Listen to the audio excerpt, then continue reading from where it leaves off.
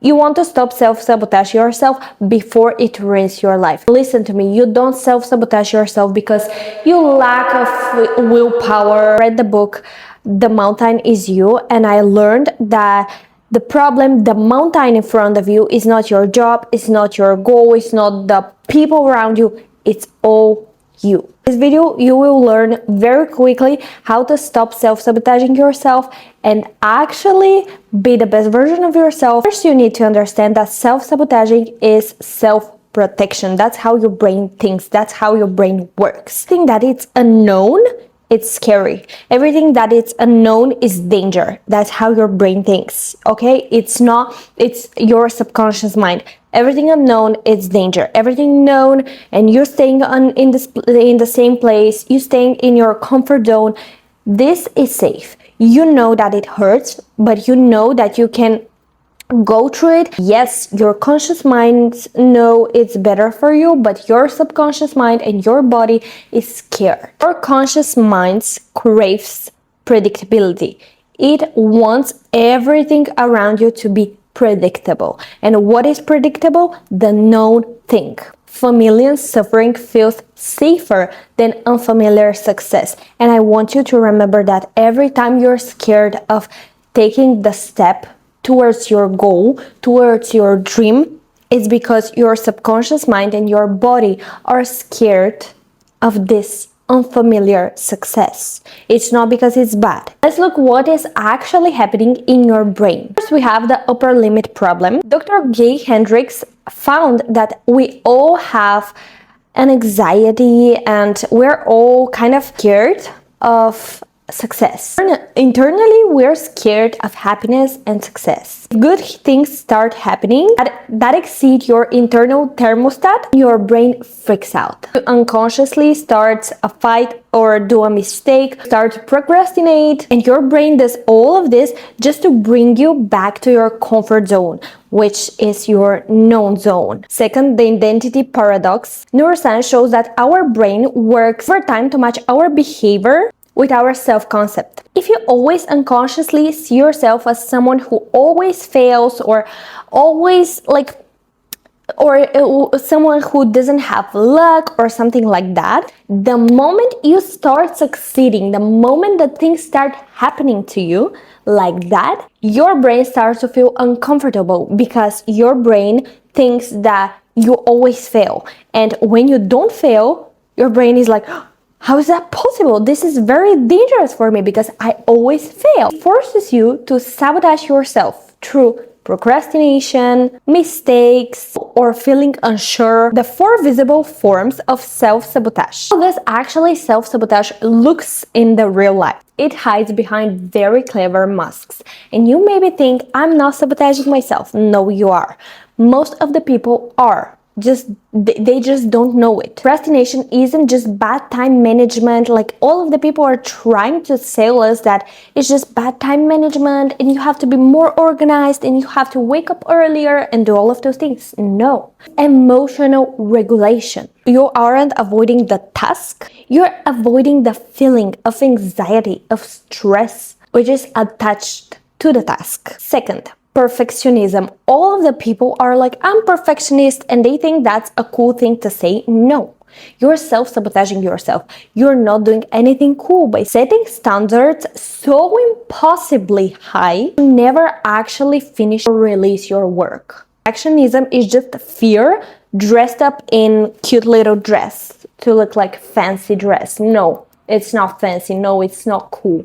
Just give what you can do now because you will get better if you start doing that. 3, productive distraction. You start to clean your entire house, organize all of your clothes and everything by colors just to not write your essay or your proposal or to not finish that editing. All of the important things that you have to do. You feel busy, you feel like you're doing something productive, but you're actually not moving forward. You're not doing the needed thing, but you think you are. 4, creating drama. You're in an argument with someone, like your partner, with your boss, when the things are moving smoothly, just to reset your stress levels back to your familiar ones. As your body is used to this chaotic stress level, like the stress is like a drug. And yes, your body actually feels bad because of it, but it wants it. How to micro shift your identity. So how do you actually climb the mountain and stop sabotaging yourself? I'll tell you how. Don't do it dramatically. You don't do it overnight. If you want to build something very big and stable, it happens through micro things. Lower the resistance. There is one rule, like the 1% rule. Shrink the tasks, like them to look so small that your brain thinks that it's a very small thing and you can do it. That's how your brain finds it impossible to fear. If you want to write a book, don't write a chapter. Write one sentence. If you want to work out, just put on your shoes, put on your clothes, and do like what? One push-up, one squat. When you start, you will eventually do it again. If you want to be a runner, don't try to run 10 kilometers at once. Try to run 1 kilometer. If you want to build new habits and new identity for yourself, do micro things. They matter. All of us think that it doesn't matter, but it actually does. Identify the secondary gain. Ask yourself, what am I actually getting while staying stuck? For example, if you stay in a job that you hate, the secondary gain is that you never have to face the fear of rejection by applying to new places. Once you name the secondary gain, you take the power. Name the things that you're scared of. For me, it was that. Like, I really want to start a YouTube channel. I always started, posted one video, then deleted it, and I was like, what am I scared of? And I actually answered, and I said, like, I'm scared of people making fun of me. And also, I'm scared of the success because it's a very big responsibility. You answer, and you're 100% clear and honest with yourself, and you're like, it doesn't matter. At least I'm achieving my dreams and I'm trying to do what I really want to do and what my heart desires. If then planning. Like, there is a research that it shows that you're 2 or 3 times more likely to do something like a task if you plan it, like if then. Not just I'll write my essay tomorrow. If I write my essay at 9 a.m., then I'm going to watch a YouTube video for 30 minutes on the couch. You have to be specific with your time. Like, if I work out at 10 a.m., then I'll go and eat breakfast, blah, blah, blah, blah. Because when you put time and place, you're much more likely to do that. The ultimate secret of mastering self-sabotage isn't working harder. You have to be smarter. You know that? You have to increase your capacity to hold positive, good emotions and also uncomfortable ones. When you start succeeding, you start to feel an itch of anxiety. That itch is just your nervous system trying to regulate itself, adjusting to a new level. When something good happens, don't immediately wait for the other shoe to drop. Take a deep breath. Let your body register that it feels safe with this emotion, with you being happy.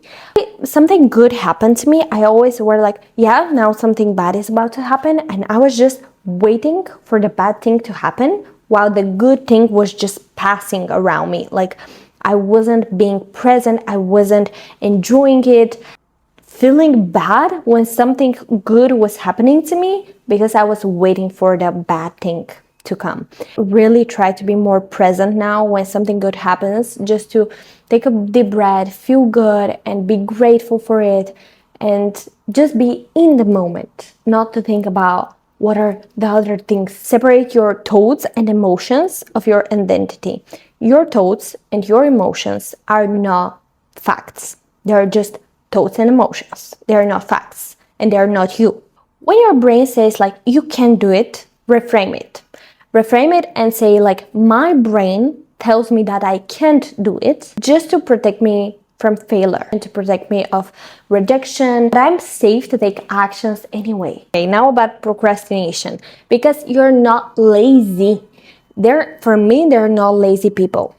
They're just people who are overwhelmed. Their nervous system works against them and they need to reset it. And you're not lazy. The next time you want to procrastinate and stop your work and just crawl for like 10, 30, 1 hour, minute, say to yourself, okay, I'm going to work on this 10 more minutes and then I'm allowed to take my phone for 10 minutes.